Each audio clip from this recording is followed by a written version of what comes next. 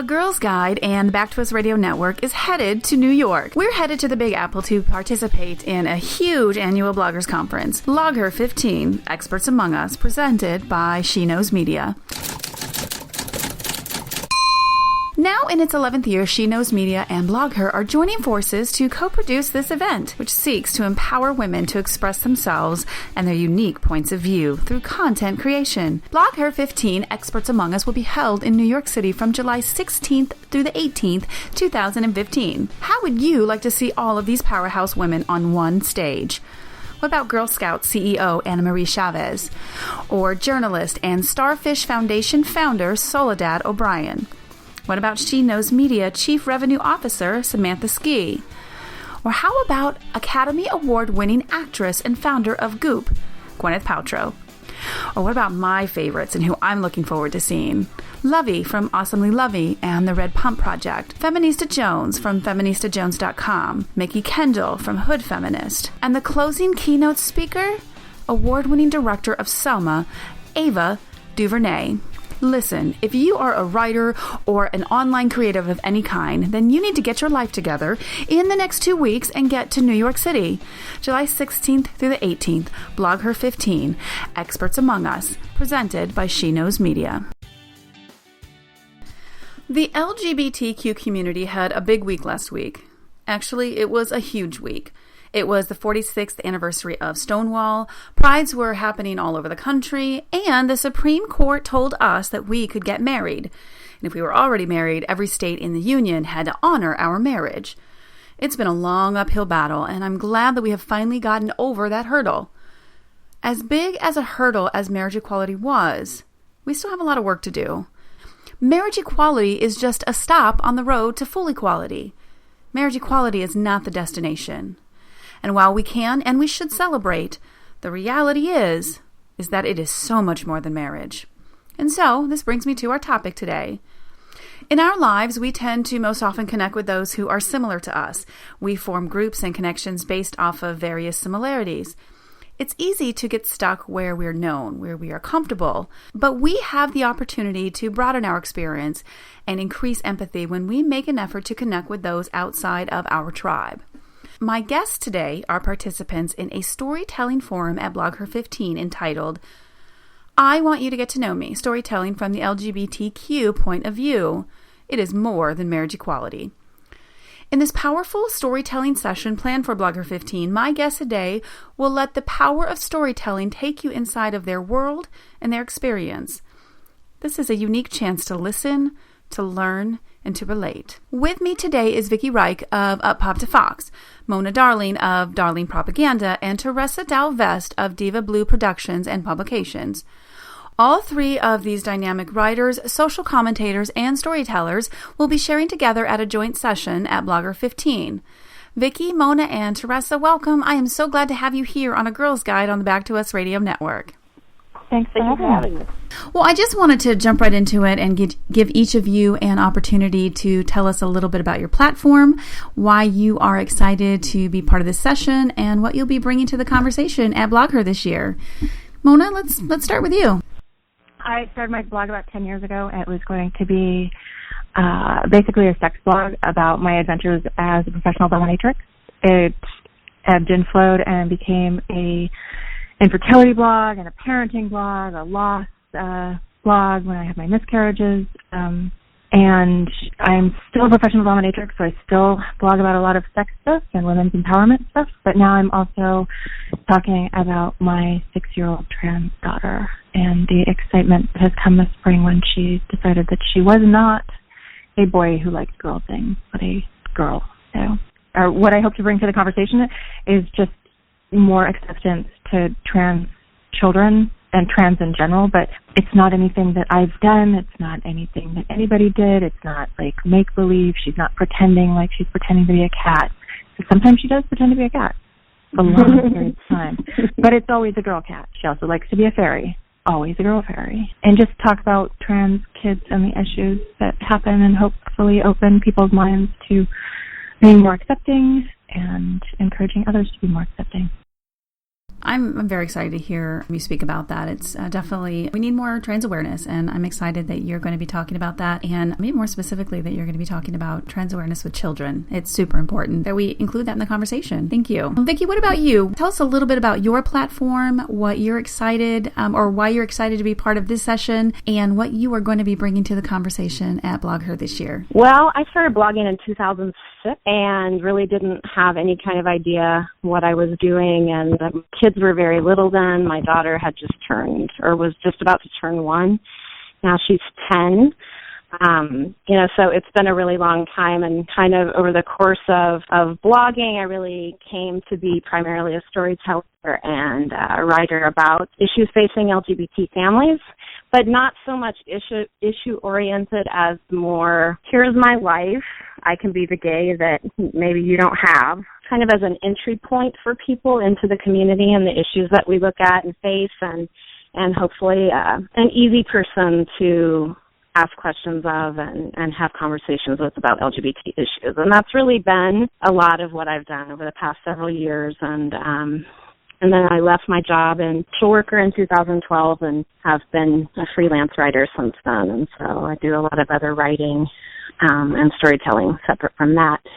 And of course, LGBT issues are my passion, my life lived, and one of the things that I probably plan to talk about in terms of the panel is really the importance of storytelling and narrative in generating compassion for social change. What about you, Teresa? Tell us a little bit about your platform, why you're excited to be part of this particular session, and what you're going to be bringing to the conversation at BlogHer this year. First of all, this is my first year at BlogHer. I was introduced to BlogHer by Deb Rocks about 2 years ago at Salon LGBTQ in Atlanta. And she just kind of introduced this whole other world that I just wasn't privy to.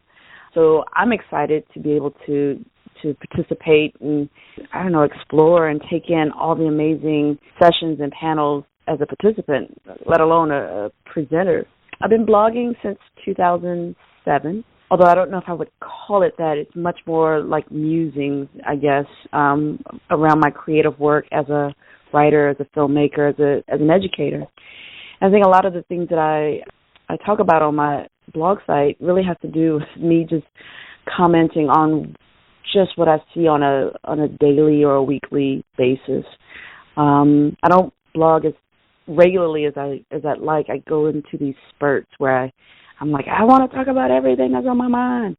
And then I get really quiet and silent. And I think a lot of times when those silent moments hit, I'm probably working on a book or working on a new screenplay or something. So I'm putting my writing energy in a different place, I think, when you see those lulls on my blog site. But I think it's a mixture of those things that I look forward to bringing to the conference in July. I'm excited that for the first time, I don't think I've ever really been asked to. That's not true. About 2 months ago, I presented a story at an event 2 or 3 months ago. But as a panelist, quote unquote, a panelist, I don't think I've ever really been a part of something this creative based. Which is very exciting to me, a different way of communicating desires for social change, right? And as an artist, as a filmmaker, as an educator, I'm constantly enticing and encouraging people to, get up in front of the class and tell us a story about yourself. And this is exactly what I get to do in a very different setting that's very exciting to me. So hopefully I can, have a lot of fun and bring that creative flair that serves my life. Who, if each of you could have your ideal attendee for this particular session, who would you say should attend this session? Who would get the most out of it? Vikki, I'll go with you. I think anybody, but I think in particular people who are interested in having conversations about what it means to be a true ally, and people looking for concrete ways to really start to grapple with the issues that are facing our community and open to that dialogue. So in my mind, that's the ideal person that would come to the panel. Okay. All right. What about you,